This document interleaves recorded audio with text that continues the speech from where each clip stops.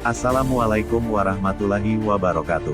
Segala puji bagi Allah Subhanahu wa Ta'ala, Tuhan semesta alam, yang telah mengutus para nabi dan rasul sebagai pelita penunjuk jalan kebenaran.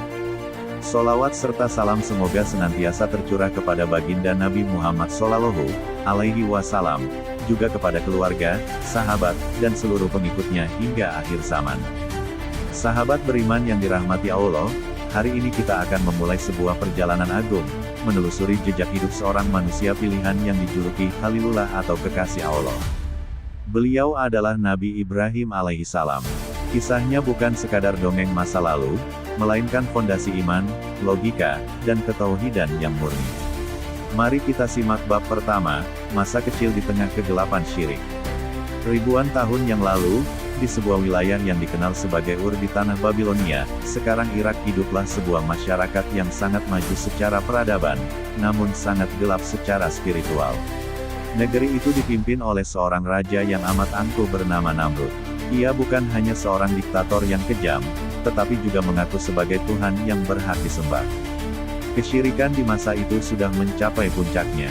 Manusia menyembah bintang, bulan, matahari, dan yang paling rendah adalah mereka menyembah patung-patung batu hasil pahatan mereka sendiri. Di tengah lingkungan yang penuh dengan berhala inilah, Allah Subhanahu wa Ta'ala takdirkan lahirnya seorang bayi bernama Ibrahim. Yang membuat posisi Ibrahim sangat sulit adalah kenyataan pahit di dalam rumahnya sendiri. Ayah Ibrahim, yang bernama Azar, bukan sekadar rakyat biasa. Azar adalah seorang tokoh agama sekaligus pengrajin berhala yang sangat terampil.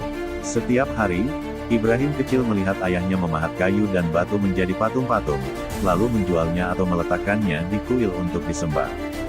Namun, sejak masih belia, Allah Subhanahu wa Ta'ala telah menganugerahkan kecerdasan luar biasa dan fitrah yang suci kepada Ibrahim. Beliau tidak bisa menerima dengan akal sehatnya bahwa benda mati yang tidak berdaya bisa dianggap sebagai Tuhan. Sebagaimana ditegaskan dalam Al-Quran Surah Al-Anbiya ayat 51. Dan sesungguhnya telah kami anugerahkan kepada Ibrahim hidayah kebenaran kecerdasan sebelum itu, dan kami mengetahui tentangnya. Dialog tauhid dengan sang ayah. Meskipun masih muda, Ibrahim alaihissalam memiliki keberanian moral untuk menyuarakan kebenaran. Beliau tidak langsung menghardik ayahnya, melainkan mendekatinya dengan tutur kata yang sangat lembut dan penuh hormat. Ibrahim menggunakan panggilan, "Ya Abati," wahai ayahku tercinta, sebuah panggilan kasih sayang yang luar biasa. Percakapan yang sangat menyentuh ini terekam dalam Al-Quran Surah Maryam ayat 42-45. Ibrahim bertanya kepada ayahnya, "Wahai ayahku, mengapa engkau menyembah sesuatu yang tidak mendengar, tidak melihat, dan tidak dapat menolongmu sedikitpun? Wahai ayahku, sungguh, telah datang kepadaku sebagian ilmu yang tidak datang kepadamu, maka ikutilah aku, niscaya aku akan membimbingmu ke jalan yang lurus. Wahai ayahku, janganlah engkau menyembah setan. Sungguh, setan itu durhaka kepada Tuhan yang Maha Pengasih." Ibrahim ingin ayahnya menyadari bahwa menyembah patung hanyalah bentuk tipu daya setan. Beliau khawatir jika ayahnya terus dalam kesesatan, maka azab Allah Subhanahu wa Ta'ala akan menimpanya. Bukannya luluh, Azar justru merasa terhina. Kesombongan telah menutup mata hatinya. Ia tidak terima ditegur oleh anaknya sendiri. Azar menjawab dengan nada mengancam sebagaimana terekam dalam Al-Quran Surah Maryam ayat 46. Dia, ayahnya, berkata, "Bencikah engkau kepada Tuhan-Tuhanku, wahai Ibrahim? Jika engkau tidak berhenti, pasti engkau akan kurajam, dan tinggalkanlah aku untuk waktu yang lama." Ancaman rajam atau dilempari batu adalah hukuman yang sangat sadis, namun Ibrahim alaihissalam tidak membalas dengan kemarahan. Beliau justru mendoakan keselamatan bagi ayahnya dan berjanji akan memohonkan ampunan kepada Allah Subhanahu wa Ta'ala selama Allah belum melarangnya. Tak hanya kepada ayahnya, Ibrahim alaihissalam juga mulai bertanya kepada masyarakatnya. Beliau melihat mereka bersimpuh dengan khusyuk di depan patung-patung kayu dan batu. Ibrahim bertanya dengan nada menyindir dalam Al-Quran Surah Al-Anbiya ayat 52. "Patung-patung apakah ini yang kamu tekun menyembahnya?" Masyarakatnya menjawab dengan alasan klasik yang sering digunakan oleh orang-orang sesat. "Kami mendapati nenek moyang kami menyembahnya. Mendengar jawaban yang tidak berlandaskan logika itu, Ibrahim dengan tegas menyatakan dalam Al-Quran Surah Al-Anbiya ayat 54. Sesungguhnya kamu dan nenek moyang kamu berada dalam kesesatan yang nyata. Bab pertama ini mengajarkan kepada kita bahwa hidayah adalah milik Allah Subhanahu wa Ta'ala. Ibrahim alaihissalam membuktikan bahwa meskipun seseorang lahir di pusat kesyirikan dan dibesarkan oleh orang tua yang menyembah berhala, jika hati tetap terpaut pada kebenaran dan akal digunakan untuk merenung, maka Allah akan membimbingnya. Inilah awal dari perjuangan Ibrahim. Seorang pemuda sendirian melawan satu peradaban besar yang sesat. Namun, Ibrahim belum selesai. Beliau akan melakukan pencarian yang lebih jauh melalui alam semesta untuk membuktikan keberadaan Sang Pencipta. Saksikan kelanjutannya di bab 2, Pencarian Tuhan melalui alam semesta. Jangan lupa untuk subscribe dan nyalakan lonceng notifikasi agar tidak ketinggalan kisah agung ini.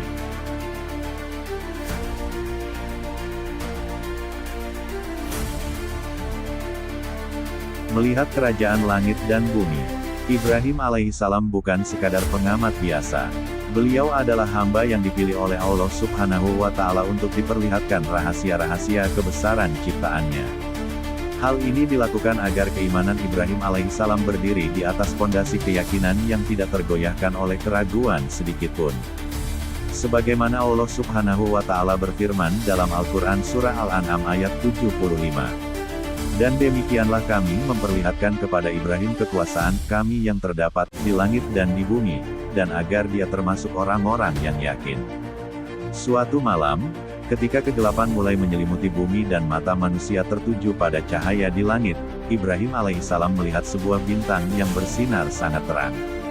Di lingkungan beliau, ada sebagian masyarakat yang memang menganggap benda langit sebagai dewa yang mengatur nasib manusia. Ibrahim alaihissalam, mungkin sebagai bentuk retorika untuk menyadarkan kaumnya atau sebagai proses perenungan pribadinya, berkata sebagaimana terekam dalam Al-Quran Surah Al-An'am ayat 76. Ketika malam telah menjadi gelap, dia melihat sebuah bintang, lalu, dia berkata, inilah Tuhanku. Namun, seiring berjalannya waktu, bintang itu perlahan bergerak dan akhirnya terbenam di balik cakrawala. Ibrahim alaihissalam kemudian merenung. Bagaimana mungkin Tuhan bisa hilang? Bagaimana mungkin Tuhan diatur oleh waktu dan ruang? Beliau pun berkata, aku tidak suka kepada yang terbenam. Pencarian berlanjut. Tak lama kemudian, terbitlah bulan dengan cahaya yang lebih indah, lebih lembut, dan ukurannya nampak jauh lebih besar daripada bintang. Ibrahim alaihissalam kembali mengamati dan berkata dalam Al-Quran Surah Al-An'am ayat 77. Kemudian ketika dia melihat bulan terbit, dia berkata, inilah Tuhanku. Tetapi, nasib bulan itu sama dengan bintang.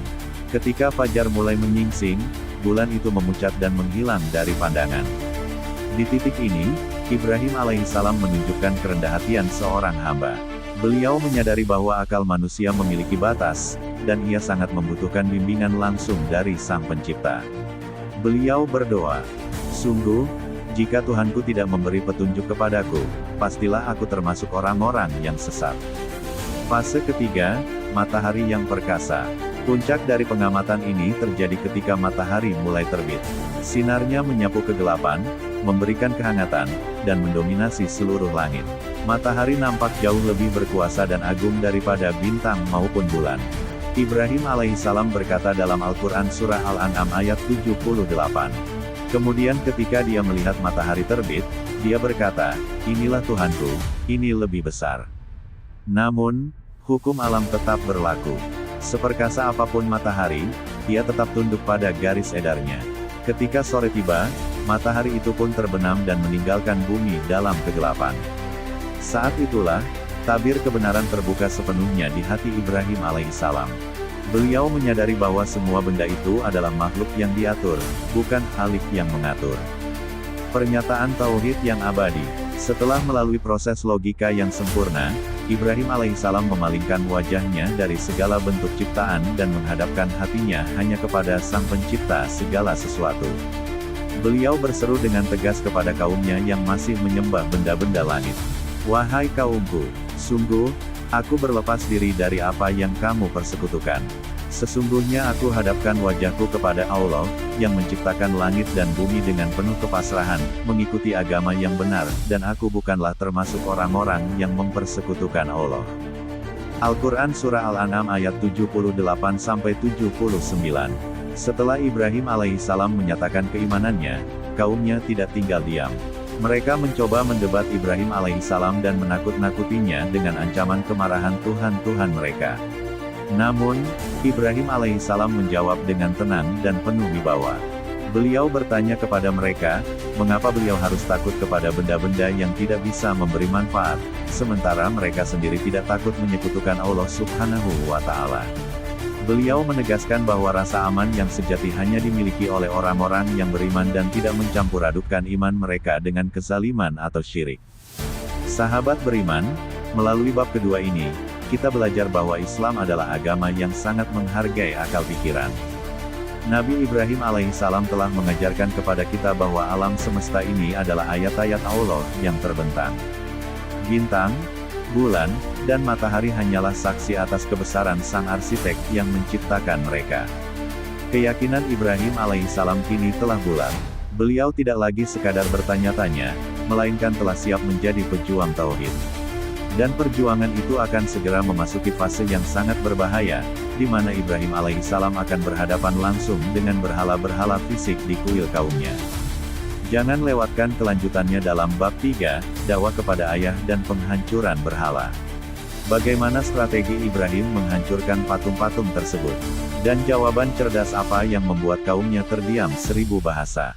Dukung terus channel ini dengan cara like, share, dan tuliskan pendapat Anda di kolom komentar. Sampai jumpa di episode berikutnya.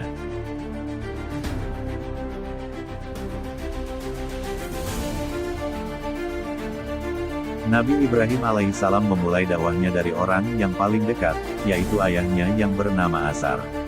Sebagaimana kita ketahui, Azar adalah pemahat berhala terkemuka di masanya. Dalam Al-Quran Surah Maryam ayat 42-45, terekam sebuah dialog yang sangat mengharukan antara seorang anak yang membawa cahaya dan seorang ayah yang terbelenggu kegelapan. Ibrahim alaihissalam menyapa ayahnya dengan penuh hormat, "Wahai ayahku, mengapa engkau menyembah sesuatu yang tidak mendengar, tidak melihat, dan tidak dapat menolongmu sedikitpun?" Beliau menawarkan ilmu yang telah Allah anugerahkan kepadanya agar ayahnya tidak menjadi pengikut setan. Namun, kelembutan itu dijawab dengan ancaman yang sangat keras. Azar berkata, "Bencikah engkau kepada Tuhan-Tuhanku, wahai Ibrahim? Jika engkau tidak berhenti, pasti engkau akan kurajam." Al-Quran Surah Maryam ayat 46. Meski diancam akan dibunuh, Nabi Ibrahim alaihissalam tetap mendoakan keselamatan bagi ayahnya. Namun, sejak saat itu, beliau menyadari bahwa kata-kata saja tidak cukup untuk meruntuhkan kekaguan hati kaumnya. Harus ada sebuah kejadian besar yang memaksa mereka berpikir dengan logika. Kesempatan itu akhirnya datang. Penduduk Babilonia memiliki sebuah tradisi hari raya besar di mana mereka semua akan pergi keluar kota untuk berpesta pora. Mereka mengajak Nabi Ibrahim alaihissalam untuk ikut serta, namun beliau mencari alasan agar bisa tetap tinggal di dalam kota yang kosong. Sebagaimana disebutkan dalam Al-Quran Surah As-Saffat ayat 88-89.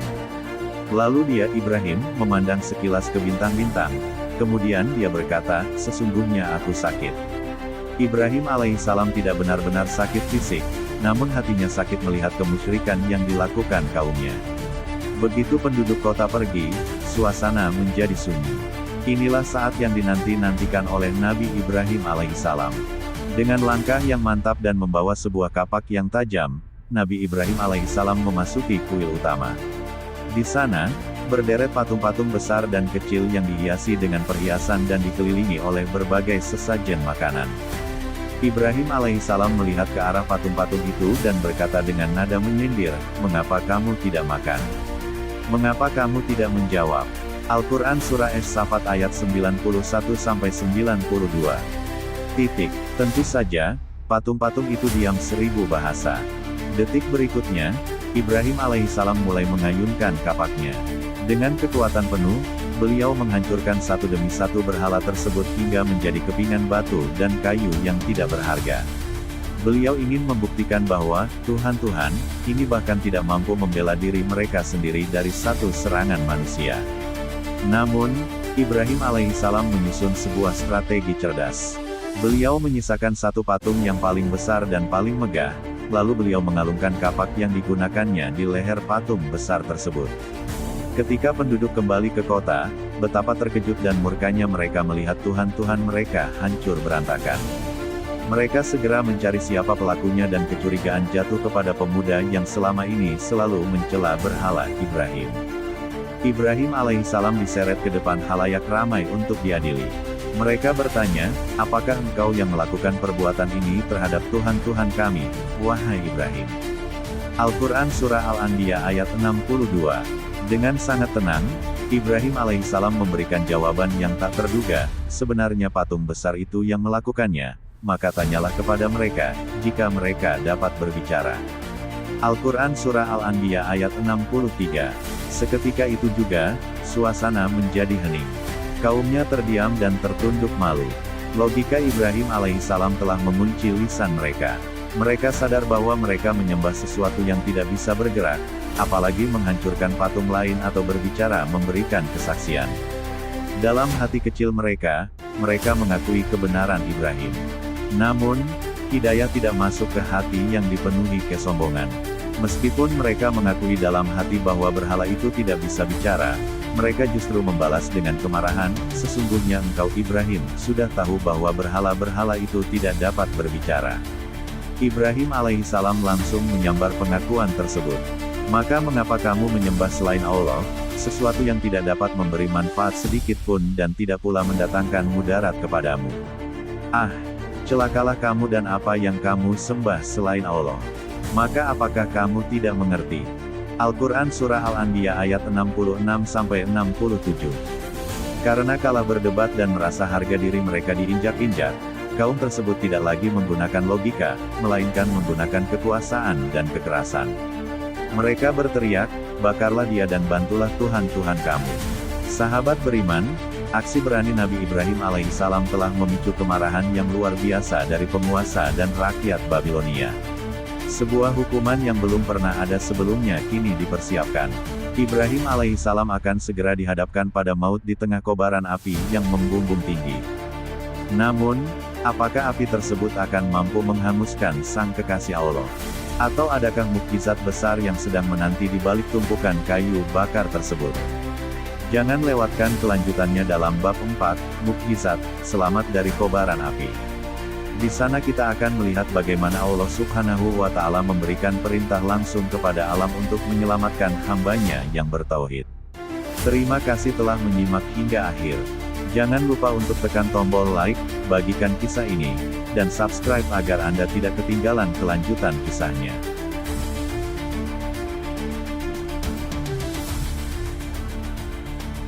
Kemarahan penduduk Babilonia telah mencapai puncaknya. Mereka merasa Tuhan-Tuhan mereka telah dihina dan harga diri bangsa mereka diinjak-injak oleh seorang pemuda bernama Ibrahim. Di bawah komando Raja Namrud, mereka bersepakat untuk memberikan hukuman mati yang akan menjadi peringatan bagi siapapun yang berani menentang tradisi mereka. Sebagaimana Allah Subhanahu wa Ta'ala abadikan seruan kemarahan mereka dalam Al-Quran Surah Al-Anbiya ayat 68. Mereka berkata, bakarlah dia dan bantulah Tuhan-Tuhan kamu, jika kamu benar-benar hendak berbuat. Persiapan api yang melangit. Eksekusi ini tidak dilakukan dengan api biasa. Seluruh penduduk kota dikerahkan untuk mengumpulkan kayu bakar selama berhari-hari. Mereka menumpuk kayu tersebut di sebuah lembah yang luas hingga tumpukannya menyerupai gunung kayu. Semangat mereka untuk membakar Nabi Ibrahim alaihissalam dipicu oleh fanatisme buta terhadap berhala-berhala mereka. Ketika api mulai dinyalakan, kobaran apinya begitu dahsyat hingga lidah apinya menjilat langit.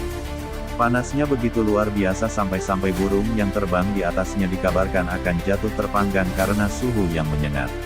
Akibat panas yang tak tertahankan ini, tidak ada seorang pun yang berani mendekat untuk melemparkan Nabi Ibrahim alaihissalam secara langsung ke dalam api. Untuk mengatasi masalah tersebut, mereka membangun sebuah alat pelontar yang besar, yang dikenal dengan sebutan manjanik. Nabi Ibrahim alaihissalam diikat erat, kemudian diletakkan di atas alat tersebut untuk dilontarkan ke tengah-tengah lautan api dari jarak jauh. Dalam kondisi yang sangat kritis itu, Nabi Ibrahim alaihissalam menunjukkan apa yang disebut sebagai puncak ketauhidan. Dalam beberapa riwayat tafsir disebutkan bahwa malaikat Jibril datang menawarkan bantuan, namun Nabi Ibrahim alaihissalam dengan penuh ketenangan menjawab bahwa cukuplah Allah subhanahu wa ta'ala sebagai penolongnya. Beliau mengucapkan kalimat yang sangat agung. Hasbunallahu wa ni'mal wakil. Cukuplah Allah menjadi penolong kami dan Allah adalah sebaik-baik pelindung. Beliau sama sekali tidak gentar, karena beliau yakin bahwa hidup dan matinya berada di tangan Allah subhanahu wa ta'ala, bukan di tangan Namrud atau kobaran api tersebut. Detik yang sangat mendebarkan itu pun tiba. Tubuh Nabi Ibrahim alaihissalam melayang di udara dan jatuh tepat di jantung kobaran api yang sangat panas. Namun, pada saat itulah terjadi sebuah mukjizat yang mengguncangkan hukum alam. Allah subhanahu wa ta'ala, sang pencipta api, memberikan perintah langsung kepada makhluknya tersebut. Sebagaimana difirmankan dalam Al-Quran Surah Al-Anbiya ayat 69. Kami Allah, berfirman, wahai api, jadilah kamu dingin, dan penyelamat bagi Ibrahim. Perhatikanlah betapa detailnya perintah Allah subhanahu wa ta'ala. Allah tidak hanya berfirman, jadilah dingin, karena jika hanya dingin, Nabi Ibrahim alaihissalam mungkin akan mati kedinginan. Tetapi Allah berfirman, dan penyelamat, sehingga api itu berubah menjadi tempat yang sejuk, nyaman, dan penuh kedamaian bagi Nabi Ibrahim alaihissalam. Ibrahim keluar dengan sempurna. Setelah beberapa waktu, api yang dahsyat itu mulai meredup dan padam. Orang-orang yang menonton dengan sorak-sorai perlahan terdiam. Asap mulai menipis, dan mereka terperangah melihat sosok Nabi Ibrahim alaihissalam berjalan keluar dari sisa-sisa pembakaran. Tidak ada satu helai rambut pun yang hangus. Pakaian beliau tetap utuh. Kulit beliau tidak melepuh sedikit pun. Satu-satunya yang terbakar hanyalah tali-tali pengikat yang membelenggu tangan dan kaki beliau. Nabi Ibrahim alaihissalam keluar dengan wajah yang tenang, seolah-olah beliau baru saja keluar dari taman yang sejuk. Kekalahan mutlak kaum musyrik. Kejadian ini merupakan pukulan yang sangat telak bagi Raja Namrud dan kaumnya.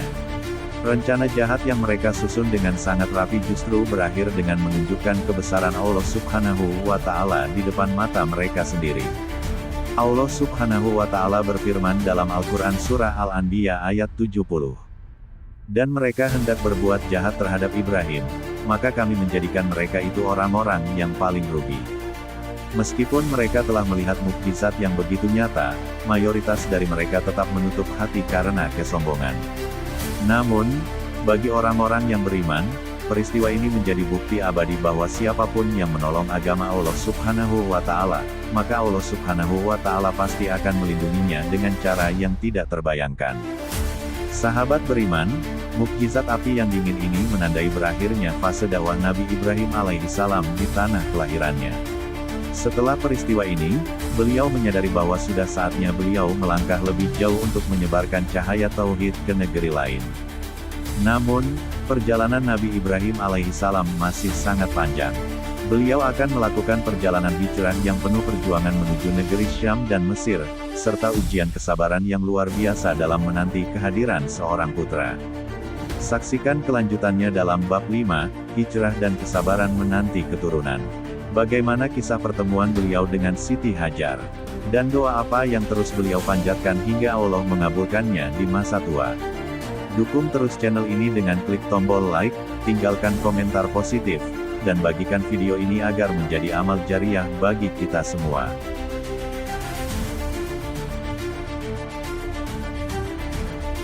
Meninggalkan tanah kelahiran, Nabi Ibrahim alaihissalam memutuskan untuk meninggalkan negeri Ur di Babilonia demi menjaga kemurnian imannya. Beliau tidak pergi dengan rasa dendam, melainkan dengan kepasrahan total.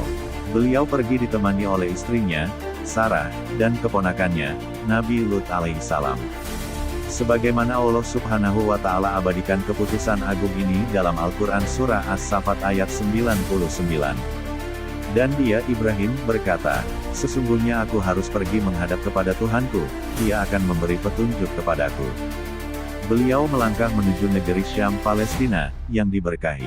Allah Subhanahu wa Ta'ala berfirman dalam Al-Quran Surah Al-Anbiya ayat 71. Dan kami selamatkan dia Ibrahim, dan Lut ke sebuah negeri yang telah kami berkahi untuk seluruh alam. Pengembaraan ke negeri Mesir. Dalam perjalanan panjangnya, Nabi Ibrahim alaihissalam sempat singgah di negeri Mesir. Di sana, beliau menghadapi ujian lainnya terkait istrinya, Sarah.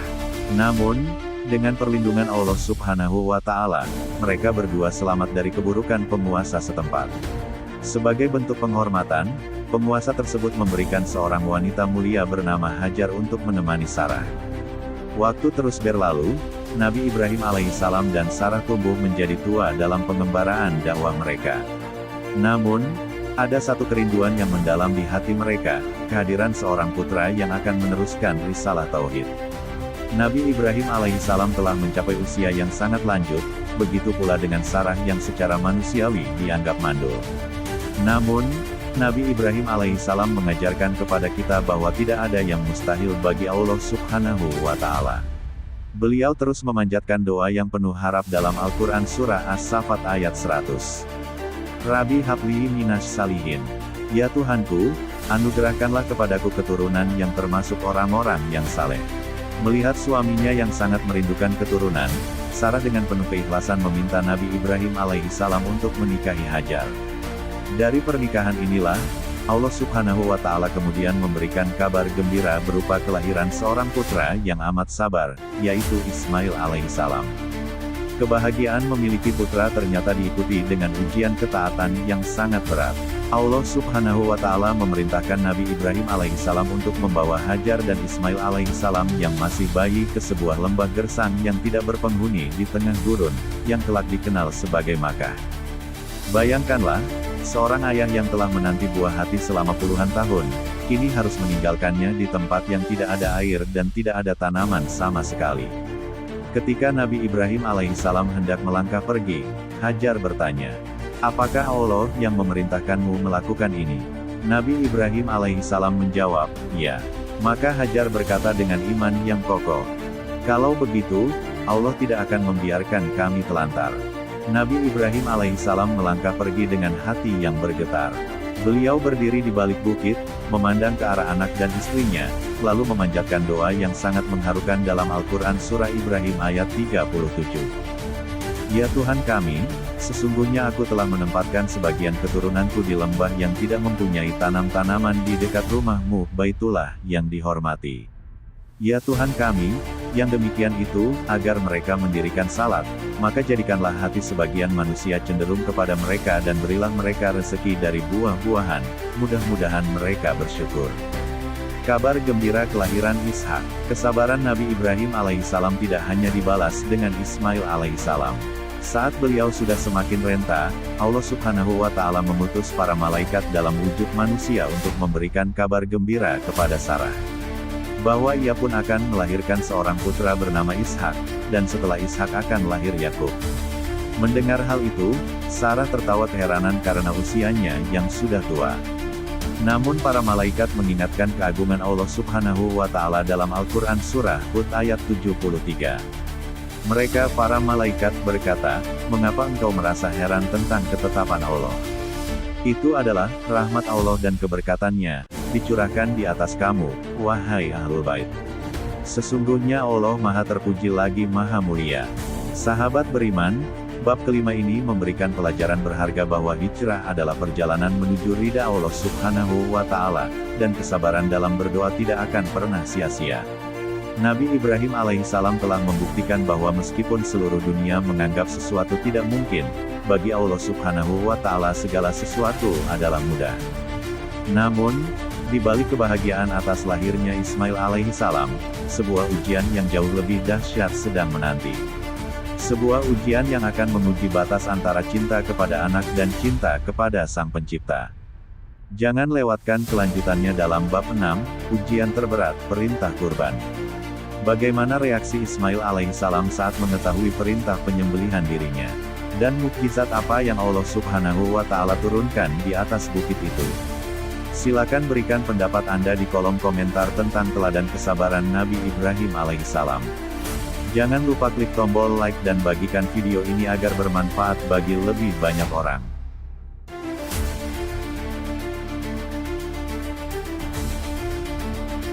Nabi Ibrahim alaihissalam sering mengunjungi Hajar dan Ismail alaihissalam di Makkah. Beliau menyaksikan dengan bangga bagaimana Ismail alaihissalam tumbuh menjadi pemuda yang sanggup membantu pekerjaannya. Namun, pada suatu malam, Nabi Ibrahim alaihissalam mendapatkan sebuah mimpi. Dalam mimpi tersebut, beliau melihat dirinya sedang menyembelih putra kesayangannya, Ismail alaihissalam. Perlu kita ketahui bahwa mimpi seorang nabi adalah wahyu yang bersifat mutlak. Mimpi tersebut datang berulang kali, hingga Nabi Ibrahim alaihissalam yakin sepenuhnya bahwa ini adalah perintah langsung dari Allah Subhanahu wa Ta'ala. Beliau berada dalam posisi yang sangat sulit antara cinta kepada sang putra dan ketaatan kepada sang pencipta. Dialog iman antara ayah dan anak. Nabi Ibrahim alaihissalam tidak melakukan perintah tersebut secara paksa atau sembunyi-sembunyi. Beliau ingin melihat sejauh mana keimanan putranya. Momen yang sangat mengharukan ini terekam dengan sangat indah dalam Al-Quran Surah As-Saffat ayat 102. Nabi Ibrahim alaihissalam berkata, "Wahai anakku, sesungguhnya aku bermimpi bahwa aku menyembelihmu. Maka pikirkanlah bagaimana pendapatmu." Jawaban Nabi Ismail alaihissalam bukanlah jawaban ketakutan atau pemberontakan. Beliau menjawab dengan ketenangan yang luar biasa, menunjukkan betapa kokohnya didikan tauhid yang diterimanya. Beliau menjawab, "Wahai ayahku, lakukanlah apa yang diperintahkan Allah kepadamu, insya Allah engkau akan mendapatiku termasuk orang-orang yang sabar." Inilah puncak dari segala kesabaran. Seorang anak yang merelakan nyawanya demi perintah Allah Subhanahu wa Ta'ala, dan seorang ayah yang merelakan jantung hatinya demi ridha Tuhannya. Ketika Nabi Ibrahim alaihissalam membawa Ismail alaihissalam menuju tempat penyembelihan di Mina, setan mencoba melakukan tipu daya terakhirnya. Setan membisikkan keraguan di hati Nabi Ibrahim alaihissalam, menggoda Hajar agar menghalangi suaminya, dan membujuk Ismail alaihissalam agar melarikan diri. Namun, ketiganya adalah hamba-hamba Allah yang terpilih. Mereka justru melempari setan tersebut dengan batu sebagai simbol perlawanan terhadap hawa nafsu dan godaan kesesatan. Peristiwa inilah yang menjadi dasar syariat lempar jumrah dalam ibadah haji hingga saat ini. Detik-detik yang menegangkan. Setelah sampai di tempat tujuan, Nabi Ibrahim alaihissalam membaringkan Ismail alaihissalam. Nabi Ismail alaihissalam meminta ayahnya untuk menajamkan pisaunya dan menutup matanya agar sang ayah tidak merasa pilu saat melihat wajahnya. Keduanya telah benar-benar berserah diri, aslama. Sebagaimana Allah Subhanahu wa Ta'ala berfirman dalam Al-Quran Surah As-Saffat ayat 103. Maka ketika keduanya telah berserah diri kepada Allah, dan dia Ibrahim, membaringkan anaknya atas pelipisnya untuk dilaksanakan penyembelihan. Saat pisau yang sangat tajam itu diletakkan di leher Ismail alaihissalam, Nabi Ibrahim alaihissalam menunjukkan kepatuhan yang tidak bisa ditandingi oleh siapapun. Beliau siap mengayunkan pisaunya. Namun, Allah Subhanahu wa Ta'ala tidak menginginkan nyawa Ismail alaihissalam, melainkan Allah Subhanahu wa Ta'ala menginginkan bukti keikhlasan hati Ibrahim alaihissalam. Pertolongan Allah dan tebusan besar. Tepat di saat kritis tersebut, Allah Subhanahu wa Ta'ala memanggil Nabi Ibrahim alaihissalam. Ujian ini telah selesai, dan Nabi Ibrahim alaihissalam dinyatakan lulus dengan nilai yang sempurna. Allah Subhanahu wa Ta'ala berfirman dalam Al-Quran Surah As-Saffat ayat 104-105. Lalu kami panggil dia, "Wahai Ibrahim, sungguh, engkau telah membenarkan mimpi itu. Sungguh, demikianlah kami memberi balasan kepada orang-orang yang berbuat baik." Seketika itu juga, Allah Subhanahu wa Ta'ala menggantikan posisi Nabi Ismail alaihissalam dengan seekor domba jantan yang besar dari surga. Nabi Ismail alaihissalam selamat tanpa luka sedikit pun. Peristiwa ini dijelaskan dalam Al-Quran Surah As-Saffat ayat 107. Dan kami tebus anak itu dengan seekor sembelihan yang besar. Kejadian ini menjadi landasan syariat kurban bagi seluruh umat muslim di dunia pada Hari Raya Idul Adha. Allah Subhanahu wa Ta'ala ingin menunjukkan bahwa tidak boleh ada sesuatu pun di dunia ini, baik itu harta, kedudukan, bahkan anak sekalipun, yang dicintai melebihi cinta kepada Allah Subhanahu wa Ta'ala. Sahabat beriman, bab ke-6 ini mengajarkan kita tentang arti pengorbanan yang sesungguhnya. Bahwa ketika kita siap melepaskan sesuatu yang paling berharga demi ridha Allah Subhanahu wa Ta'ala, maka Allah Subhanahu wa Ta'ala akan menggantinya dengan kemuliaan yang jauh lebih besar. Setelah ujian penyembelihan ini usai, tugas besar lainnya telah menanti Nabi Ibrahim alaihissalam dan Nabi Ismail alaihissalam. Mereka akan membangun sebuah rumah yang akan menjadi kiblat bagi seluruh umat manusia. Saksikan bagian terakhir dalam bab 7, membangun Ka'bah dan warisan Tauhid. Bagaimana proses pembangunan Baitullah, dan doa agung apa yang Nabi Ibrahim alaihissalam panjatkan yang dampaknya kita rasakan hingga hari ini. Dukung terus channel ini dengan klik tombol like, tinggalkan komentar tentang hikmah kurban yang Anda rasakan, dan bagikan video ini kepada kerabat lainnya.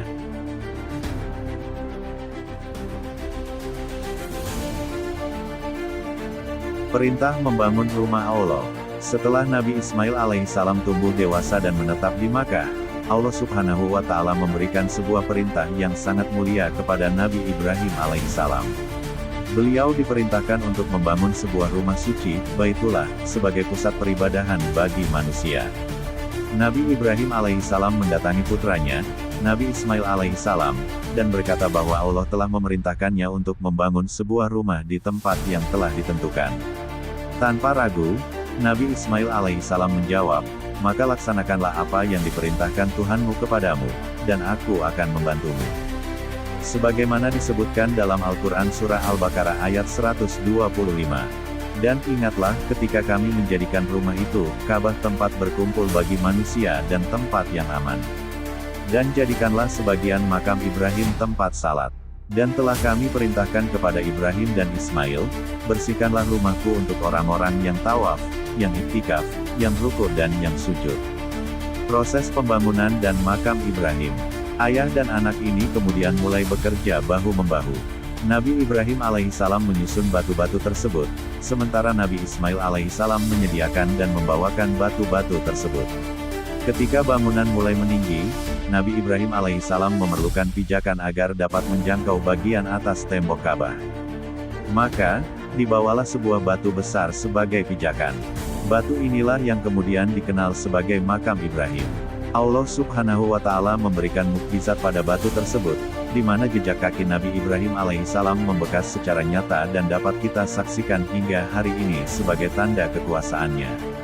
Sambil bekerja, lisan mereka tidak pernah berhenti memanjatkan doa kesyukuran dan permohonan agar amal mereka diterima. Sebagaimana terekam dalam Al-Quran Surah Al-Baqarah ayat 127. Dan ingatlah ketika Ibrahim meninggikan fondasi Baitullah bersama Ismail, seraya berdoa, "Ya Tuhan kami, terimalah daripada kami, amalan kami, sesungguhnya Engkaulah yang maha mendengar lagi maha mengetahui." Doa-doa agung untuk masa depan. Selesainya pembangunan Ka'bah bukan sekadar berakhirnya tugas fisik. Nabi Ibrahim alaihissalam memanjatkan serangkaian doa yang sangat luas jangkauannya bagi masa depan umat manusia. Beliau memohon agar kota Makkah dijadikan kota yang aman dan penduduknya senantiasa diberikan rezeki. Namun, doa yang paling agung adalah ketika Nabi Ibrahim alaihissalam memohon agar Allah memutus seorang rasul dari tengah-tengah keturunan mereka. Beliau berdoa dalam Al-Quran Surah Al-Baqarah ayat 129. "Ya Tuhan kami, utuslah untuk mereka seorang rasul dari kalangan mereka, yang akan membacakan ayat-ayat-Mu kepada mereka, dan mengajarkan kepada mereka Alkitab Al-Quran, dan Al-Hikmah, As-Sunnah, serta menyucikan mereka.